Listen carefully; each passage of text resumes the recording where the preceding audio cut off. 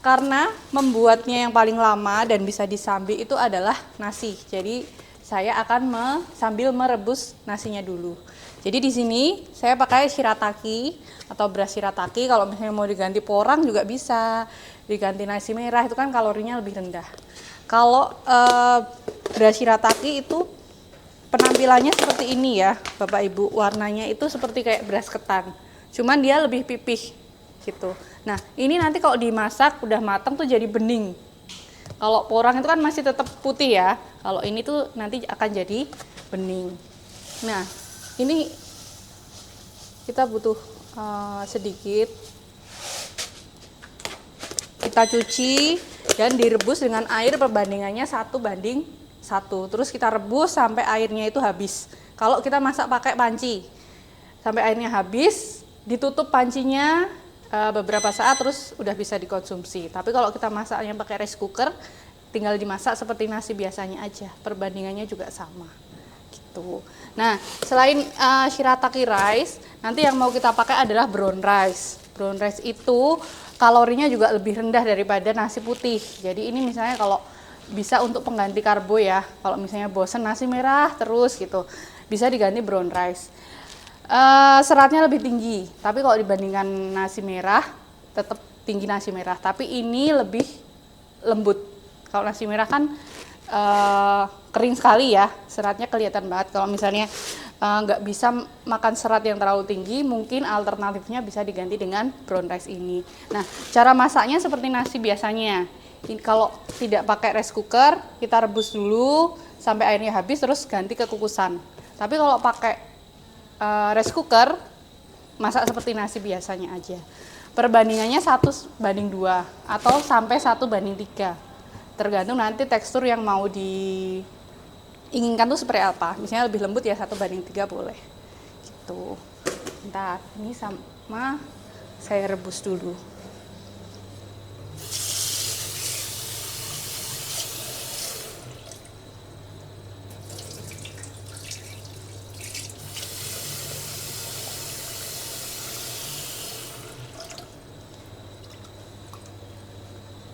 Li, tolong ambilin bumbu yang udah dihalusin tadi dong, yang di bowl.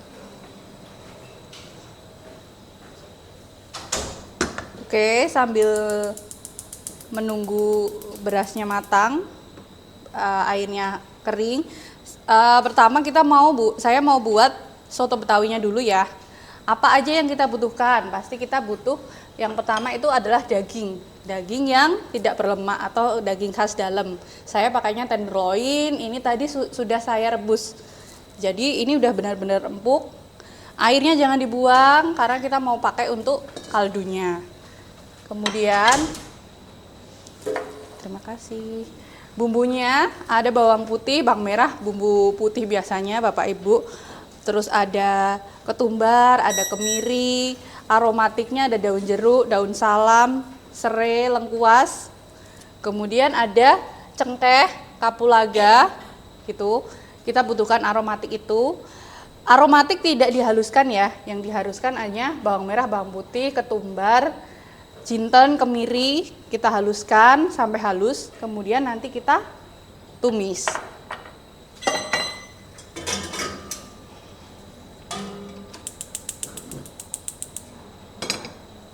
Oke, kita mau tumis bumbunya dulu.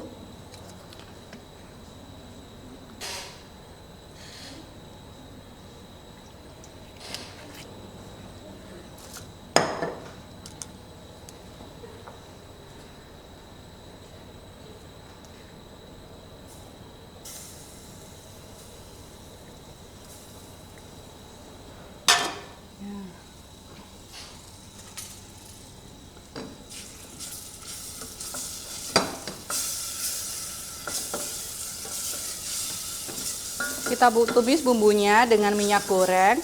Jangan terburu-buru ya Bapak Ibu kalau numis bumbu supaya nanti tidak langu.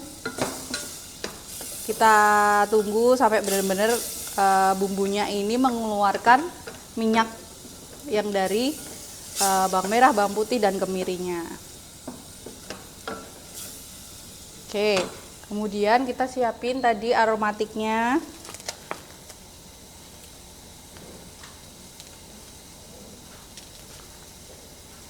Ada daun jeruk, daun salam, serai, lengkuas, jangan lupa digeprek. Kemudian cengkeh, kapulaga sama kayu manis. Li, kurang kayu manis, Li. 1 batang aja. Nah, kalau sudah setengah matang, bisa kita masukkan aromatik.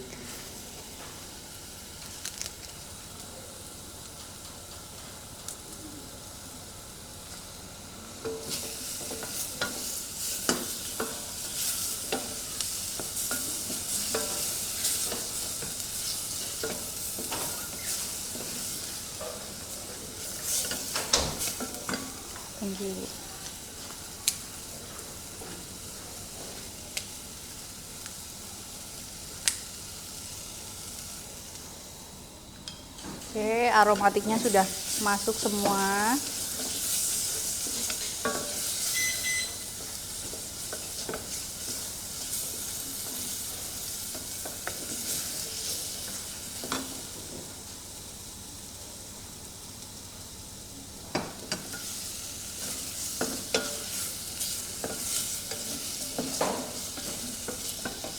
Oke, sambil nunggu aromatiknya matang, kita siapin dagingnya dulu. Kita potong-potong.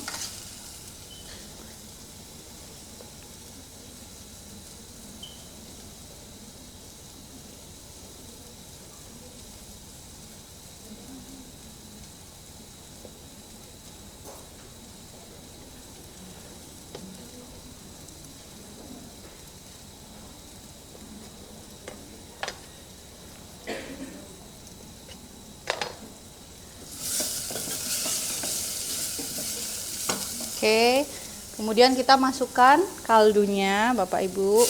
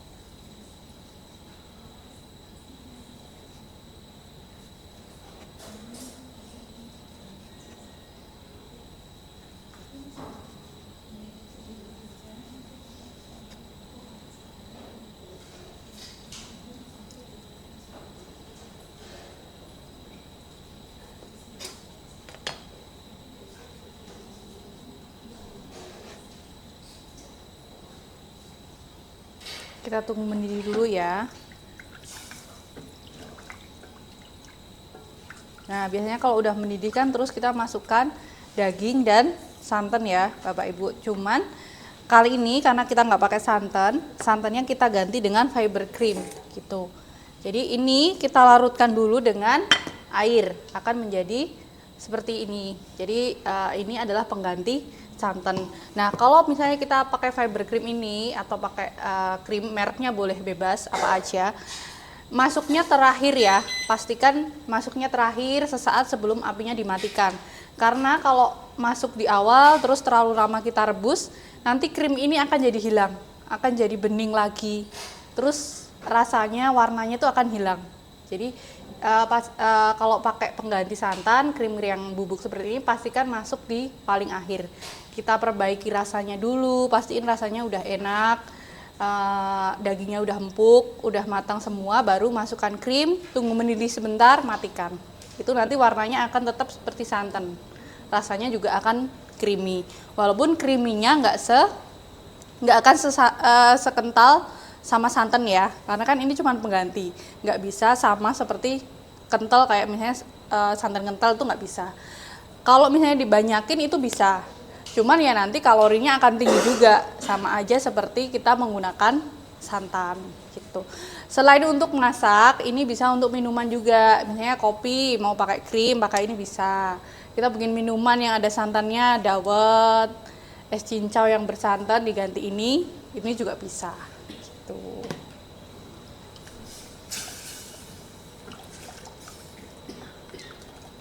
Oke.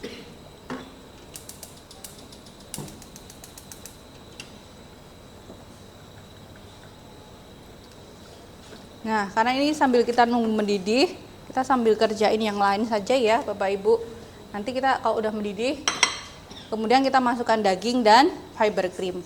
Nah, untuk bibimbap itu kan seperti sushi tapi dari Korea. Sama sih seperti bimbap biasanya. Cuman isinya bimbap itu kan bisa ayam, bisa daging gitu ya. Kali ini isinya itu ayam, kemudian kita masak jadi kayak teriyaki gitu. Dada ayam, kenapa pakai dada ayam? Supaya kalorinya lebih rendah. Kalau misalnya mau diganti daging, mau pakai dada ayam filet, paha ayam filet itu bisa juga. Nah, ayamnya harus kita marinate dulu. Ayamnya kita potong-potong dadu atau potong panjang boleh, biar nanti nggak susah waktu ngulung.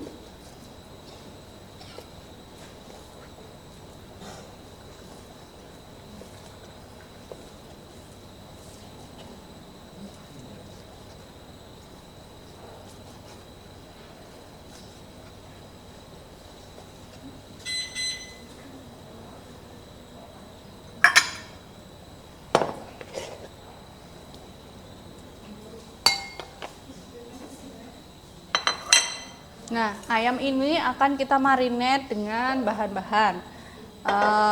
Ada saus kecap asin gitu. Kecap asin sebenarnya mereknya bebas. Cuman kalau misalnya kita pakai merek Maggi atau merek-merek yang lokal, itu tuh aroma dan rasanya itu kurang kuat. Kalau bisa kita pakai yang Kikoman atau penggantinya yang hampir sama gitu, karena nanti akan menghasilkan rasa. Biasanya masakan Korea Jepang itu kalau dia pakai kecap asin tuh yang mereknya ini Kikoman gitu, jadi rasanya memang dia lebih strong, beda dengan kecap asin yang buatan lokal gitu.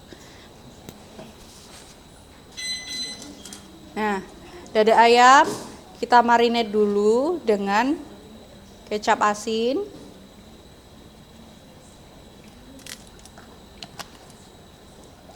Kemudian minyak wijen.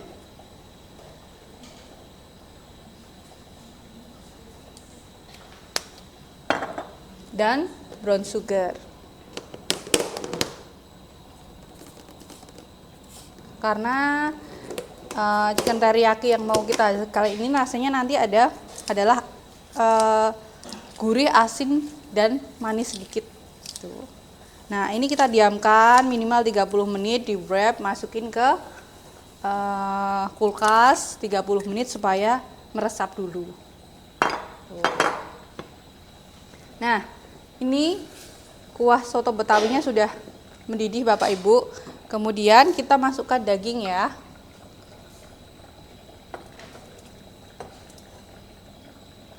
Oke, kita masukkan daging sambil kita seasoning. Kita cicipin dulu rasanya. Nanti kalau mau seasoning, cicipin dulu rasanya ya waktu Bapak Ibu buat di dalam. Karena waktu ngerebus tadi kaldunya udah saya kasih garam sama lada. Jadi jangan sampai keasinan. Oke, ini saya kasih lada sedikit lagi.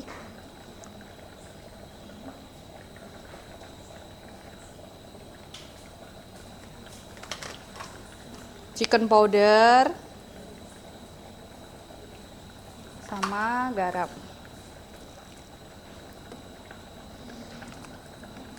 Oke, kita tunggu mendidih lagi, nanti baru kita kasih fiber cream.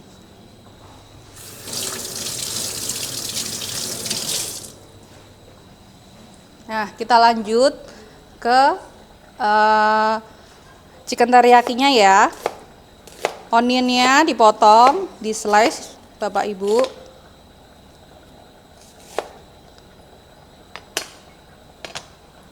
Kemudian kita panasin pan-nya. Kita tumis dulu.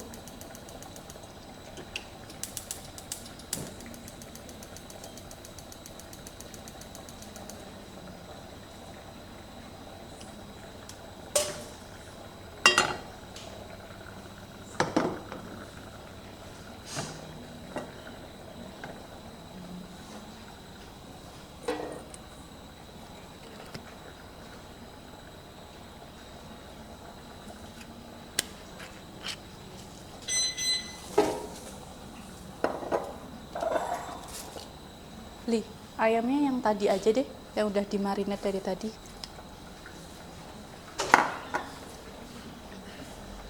Kemudian kita tumis bawang bombaynya.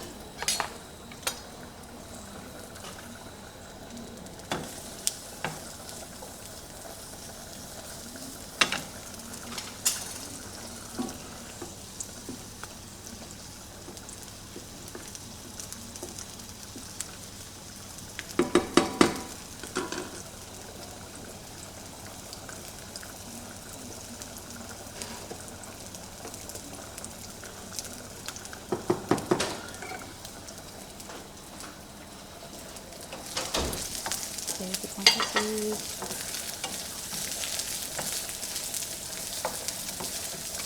Kalau sudah setengah mateng, kita masukkan ayamnya tadi yang sudah dimarinate.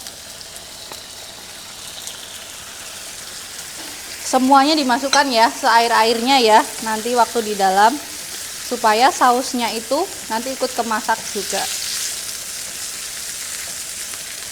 Nah, karena ini dada ayam, jadi kita tidak perlu memasaknya itu terlalu lama, karena kan dada ayam bagian ayam yang lemaknya itu paling sedikit. Kalau kita overcooking pasti nanti jadinya akan keras, nggak enak, terus seret banget gitu kalau dimakan, karena dia terlalu lama dimasak, karena lemaknya banyak yang hilang. Jadi kalau masak dada ayam tuh apinya sedang ke besar, terus sebentar aja, jadi supaya dia tetap juicy, rasanya tetap enak. Kalau dingin pun dia nggak keras. Tuh. Nah, ini yang soto Betawi tadi sudah mendidih, Bapak Ibu. Terus saya masukkan krimnya. Oke. Dimasak sebentar. Cukup sampai mendidih aja, terus nanti dimatikan apinya. Jangan lupa dicicip ya, nanti waktu masak di dalam ya, Bu. Chicken teriyakinya pun juga dicicip. Kalau misalnya ladanya kurang kerasa, tambahin lada. Terus yang perlu kita tambahin itu adalah minyak wijen. Karena walaupun tadi udah pakai minyak wijen, tapi kalau minyak wijen itu kita masak, dia kan akan menguap. Jadi aromanya tuh hilang, rasanya juga agak menurun. Jadi nanti kalau mau kita matikan apinya, tambahin dikit lagi supaya rasanya itu lebih kuat lagi. Nah, chicken teriyaki yang kita buat kali ini rasanya harus sedikit berani atau lebih strong daripada biasanya, karena nanti ini mau kita gulung dengan sayur dan nasi. Di nasi kan kita tidak bumbuin, sayur itu juga kita nggak bumbuin, jadi nanti rasanya gimbap itu didapat dari ayamnya ini. Jadi ayamnya harus dipastikan benar-benar dia ada rasanya, dan rasanya tuh agak berani, agak kuat sedikit. Nah, kalau misalnya sudah coklat semua, kita aduk-aduk. Nanti dicicip ya Bapak Ibu ya, ambil sendok, cicip rasanya gimana.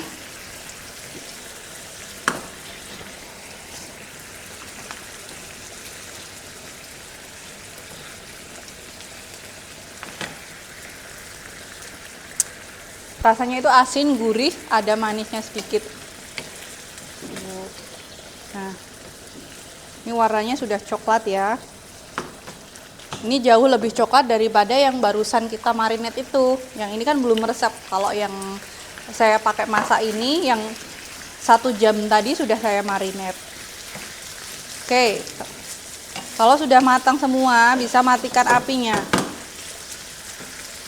Tunggu sampai airnya itu agak sedikit kering. Kemudian kita matikan, tidak perlu overcooking supaya nanti dada ayamnya tidak keras.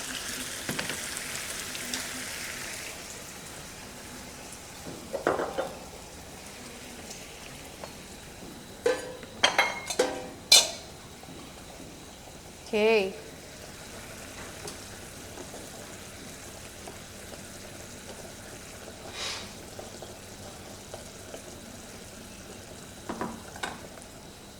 Lih, ambilin nasi dong.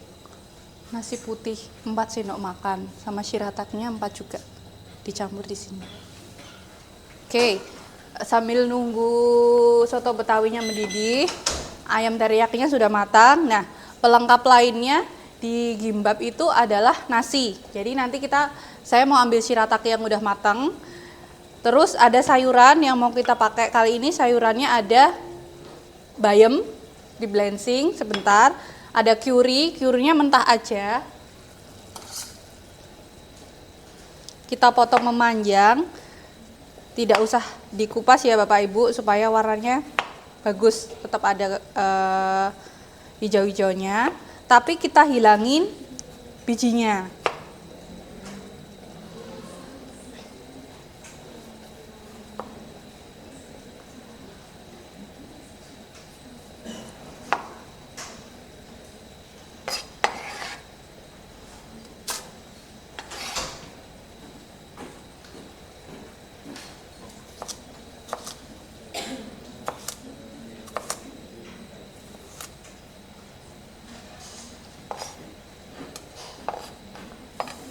Oke, kalau blanchingnya udah saya blanching, Bapak Ibu, di dalam tuh udah dapat yang matang seperti ini.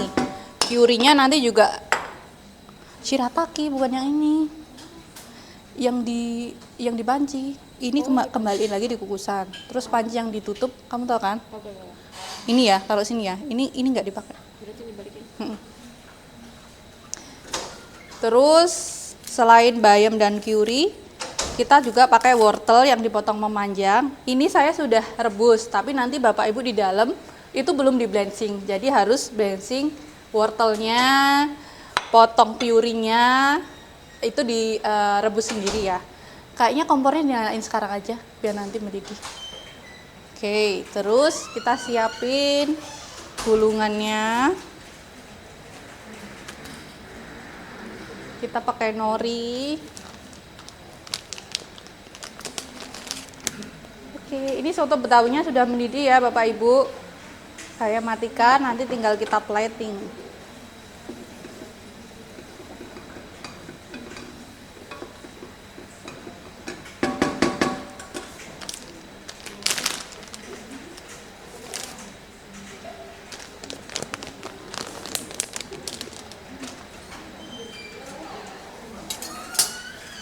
Ya, betul. Nah, ini ada shirataki yang udah mateng, jadinya seperti ini. Warnanya itu bening. Kalau dimakan tuh kenyal. Kalau nasi biasa itu kan pulen kan. Kalau misalnya ini mau dijadikan menu yang lain atau nggak mau kita gulung, ini sudah bisa disajikan. Tapi karena kali ini kan kita mau bikin gimbap tuh digulung. Kalau misalnya kita cuman pakai shirataki saja, nanti waktu kita gulung tuh dia nggak bisa lengket, atau kita potong tuh akan buyar. Karena kan nggak bulan ya nasi shirataki. Jadi untuk membuat gimbap itu saya campur dengan nasi putih biasa. Usahakan nasi shirataki dan nasi putih biasanya ini masih hangat atau masih panas. Perbandingannya 1:1. Atau misalnya mau shiratakinya lebih dikit boleh gitu. Yang penting ada nasi putihnya yang fungsinya nanti untuk biar dia itu lengket, biar dia itu bisa membentuk bulat, terus kalau dipotong nggak hancur gitu. Nah, ini tidak kita seasoning, cuman kita kasih aroma aja pakai minyak wijen. Karena kalau makanan Korea itu identiknya sama rasa wijen kan, yang kuat kan. Oke. Kemudian kita aduk.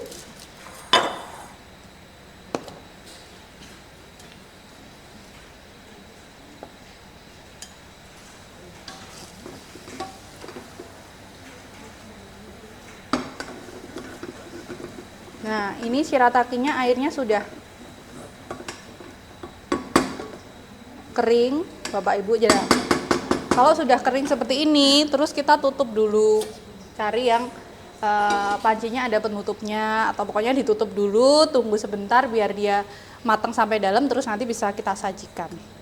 Nah, tadi nasi kita campur dengan shirataki dan nasi putih biasa dan minyak wijen. Kemudian ditaruh di atas nori.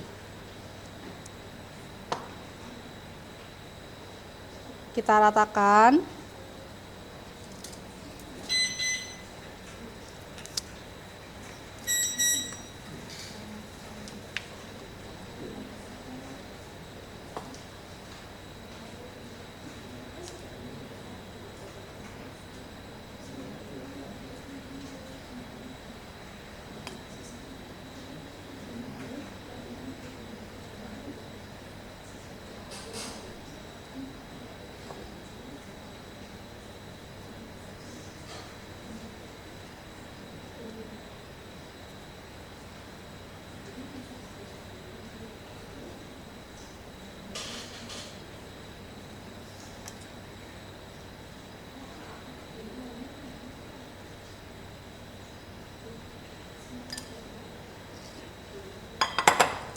sampai semua ketutup ya norinya ya, tidak perlu terlalu tebal. Kemudian kita kasih sayurannya, isiannya ada apa aja tadi, ada wortel, ada curry, bayam. Kalau di Korea itu sayurannya malah lebih banyak, jadi nggak harus curry, wortel, dan bayam. Kalau misalnya pakai kangkung, pakai loba, pakai apapun sebenarnya sayuran itu bisa masuk ke sini. Toge, jamur, kayak gitu tuh sebenarnya di Korea tuh dia menggunakan semua jenis sayur. Bayam kita masukkan juga. Kemudian tidak lupa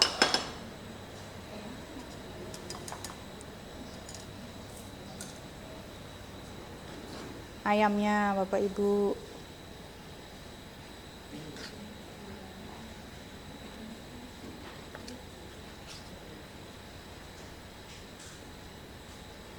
Oke, kalau sudah kita gulung.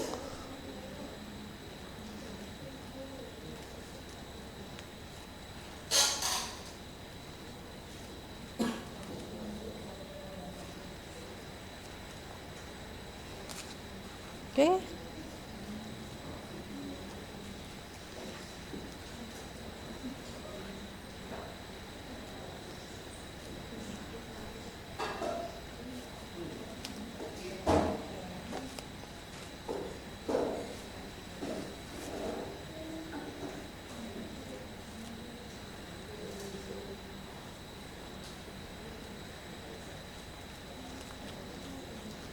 Kita padetin ya. Kita agak tekan-tekan. Iya, tisu mana, Li?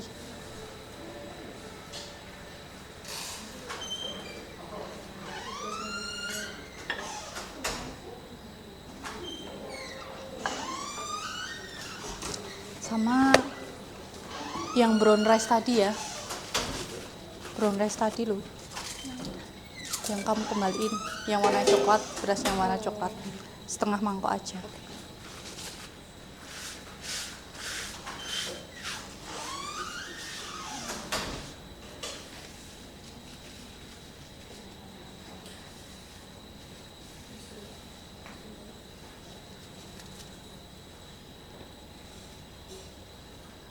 Nah, usahakan lipatan terakhir ada di bawah ya Bapak Ibu, supaya tidak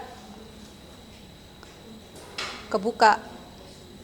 Kemudian kalau sudah digulung seperti ini,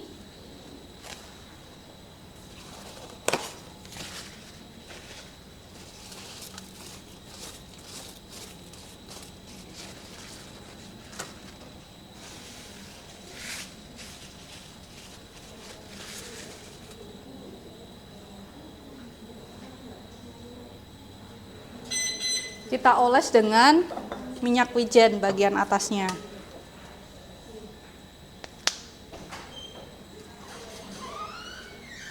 Terus wijen putih ya.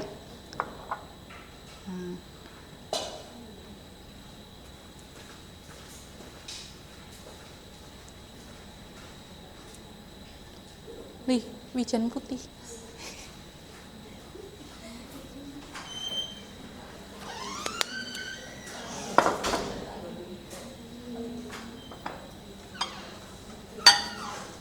Thank you.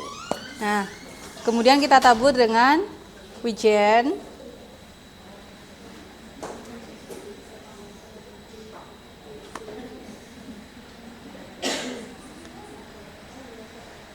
Jangan langsung dipotong ya Bapak Ibu. Kalau bikin sushi atau gimbap, tunggu dulu biar dia padat dulu. Nanti baru kita potong. Jadi norinya tuh nggak alot, jadi dia udah lembut. Gitu. Nah, sambil nunggu ini kita potong, kita mau plating soto Betawi dulu. Karena soto Betawinya juga sudah matang semuanya.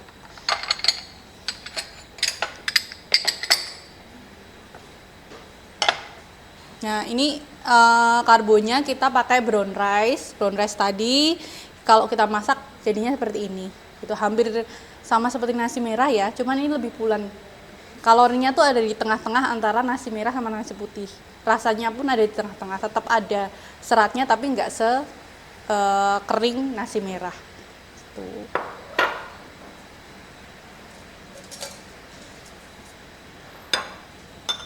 Kita cetak.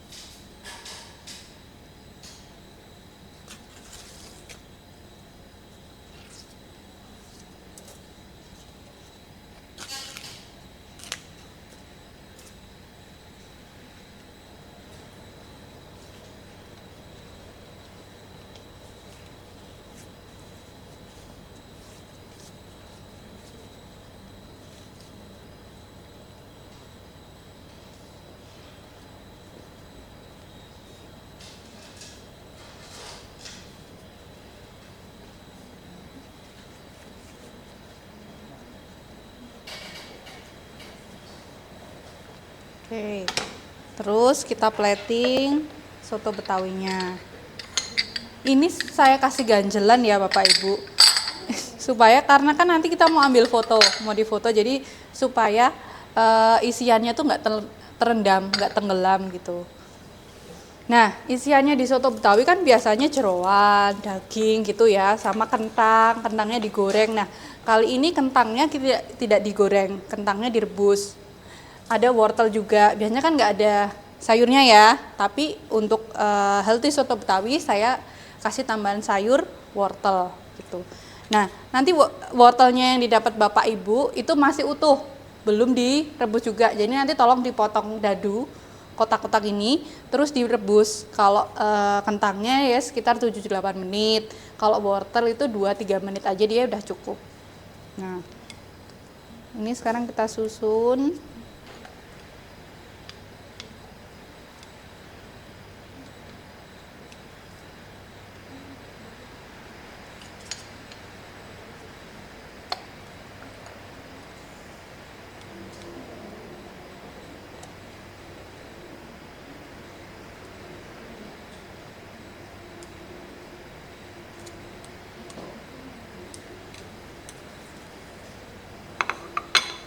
Oke.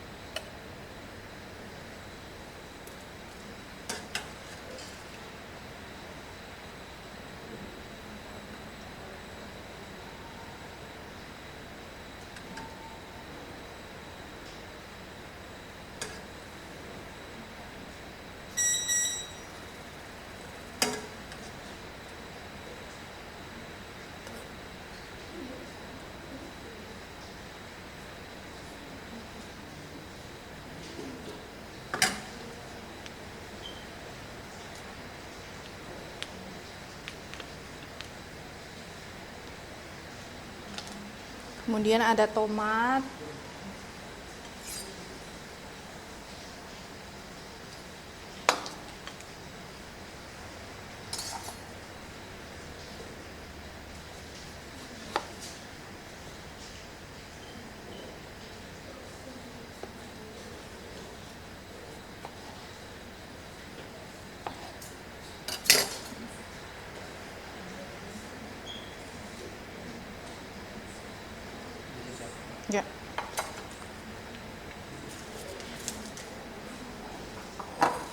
Ada daun bawang Bapak Ibu. Kalau misalnya daun bawangnya mau agak matang boleh dimasukkan ke kuah dulu. Tapi ini supaya cantik jadi saya pakai untuk taburan saja. Kemudian pendampingnya adalah jeruk limau. Jeruk limaunya Lia. Jeruk limaunya 1. Nah, biasanya kalau soto Betawi itu kan ada empingnya juga ya Pak Ibu. Jadi ya, empingnya mungkin kalau untuk yang lebih sehat bisa kita ganti kerupuk aja gitu. Karena kan kita nggak mau makanan yang kurang sehat. Oke. Nanti di atas nasi kita kasih bawang goreng atau kasih bawang goreng di atasnya juga boleh. Pelengkapnya misalnya kerupuk, sambal, kecap manis, kecap asin itu bisa disesuaikan. Jadi kurang lebih nanti seperti ini. Bapak Ibu bisa lihat di depan. Nanti kalau misalnya sudah selesai kita mau masuk ke kitchen, kira-kira gambarnya seperti ini. Atau nanti mau dicicip dulu boleh. Biar di dalam rasanya kayak gini gitu boleh. Nah, sekarang kita potong kimbapnya. 1 aja. Oh, di situ.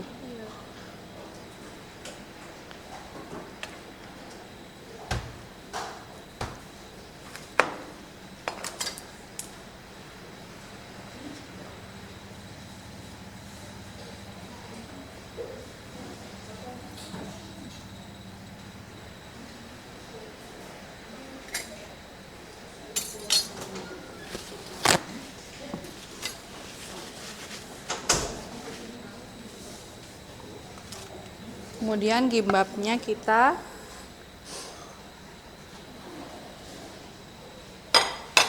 lighting juga.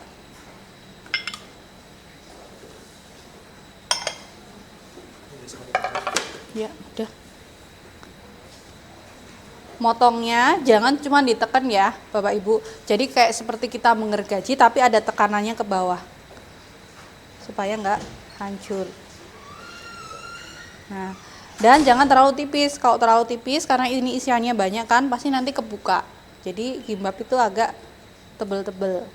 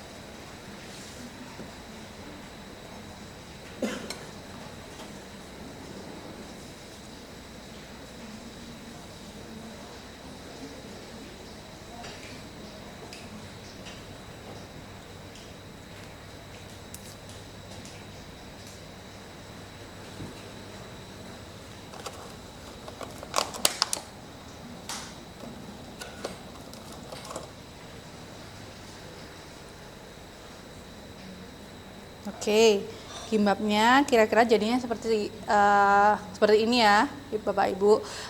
Kita gulung. Nanti kalau udah selesai gulung, dioles dulu pakai minyak wijen, tabur wijen. Terus jangan langsung dipotong, didiamkan dulu supaya norinya nanti nggak alot. Jadi kalau dia udah lembut, baru kita potong tuh akan lebih mudah. Nah. Seperti ini mungkin soto Betawi dan gimbap yang tadi saya contohkan.